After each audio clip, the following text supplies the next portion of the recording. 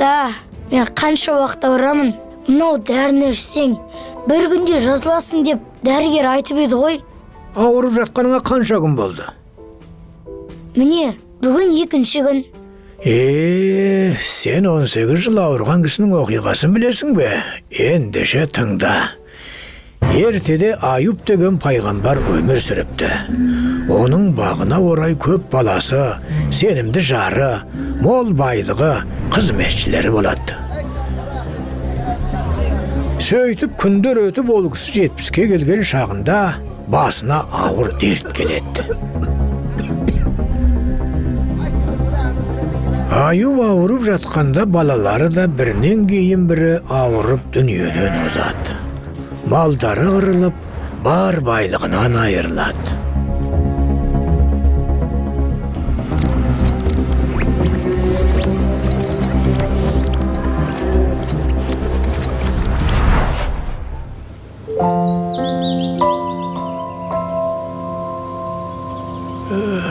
Күн өткен сайын оның жағдайы нашарлай береді.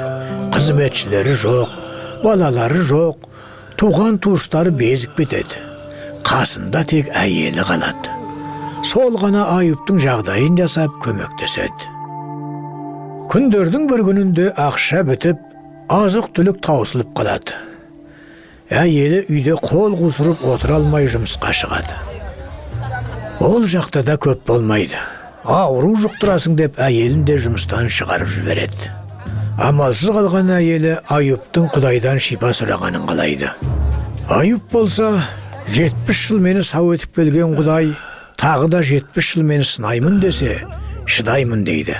Бұл сынақ арқылы мені тазаламақшы, мені мейірімге бөлінмекші деп әйелінің ұсынысын қабылдамайды.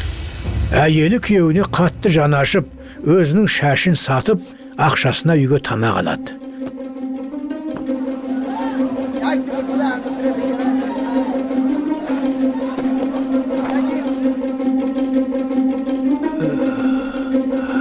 Аюп тамақ жемей тұрып, наны қайдан алдың деп сұрайды. Әйелі шашын сатқанын айтады. Күйеуі ашуланады. Әйелінің осындай жағдайға жетуі Аюптың жүрегін езіп жібереді. 18 жылда бірінші рет: «Я Құдай, маған қиындық түсті. Сен мейірімділердің мейірімдісісің», дейді. Өзіне ештеңе сұраған жоқ. Жаны қиналғандағы бар айтқаны осы болды.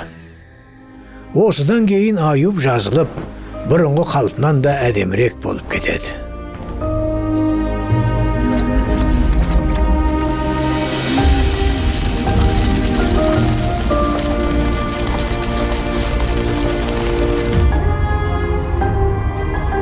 Үйі жанға толып, қорасы малға толады.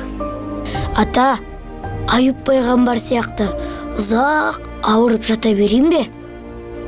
Жоқ балам, ол пайғамбар. Біз қарапайым пендеміз ғой. Дәріңді іш, емдел, дұға қыл. Бірақ ауру ұзап бара жатса, Аюп пайғамбардай сабыр қыл.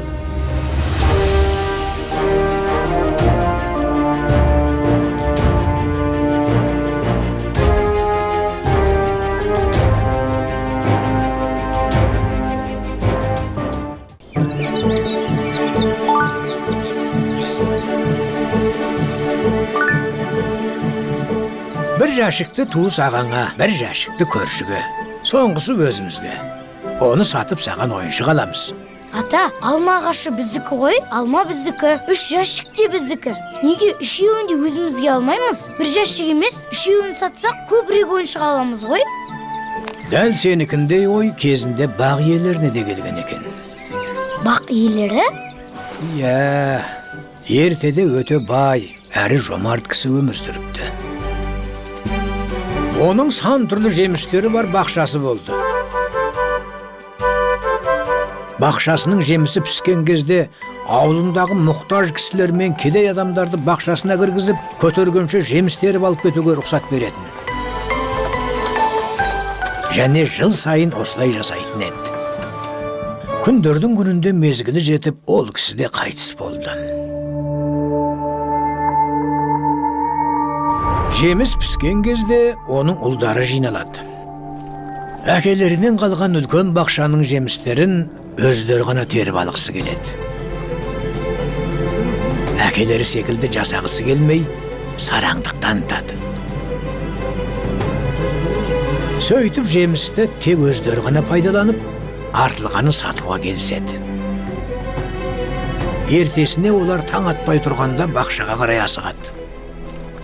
Алайда бақша қақпасына жетіп, оған көздері түскенде, естерінен танып, тілдері күрмеліп қалады. Бау бақшаның кешегі жап-жасыл келбетінен ешқандай із қалмаған еді. Бақшадағы алуан түрлі ағаштың біреуі қалмай құлап, опырылып сынған. Жемістері де езіліп, шашылып, жеуге мүлде жарамсыз болып қалды.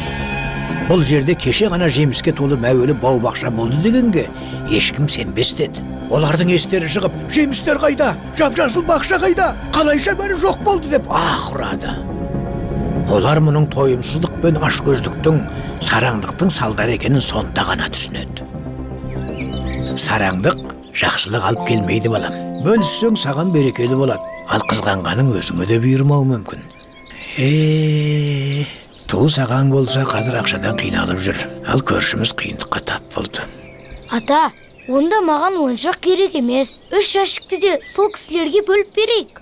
Ата, тұрыңыз, кеттік. Басқалар алмасын беріп қоймай тұрғанда үлгерейік. Сауапты істерге асығу керек деп айтушы едіңіз ғой.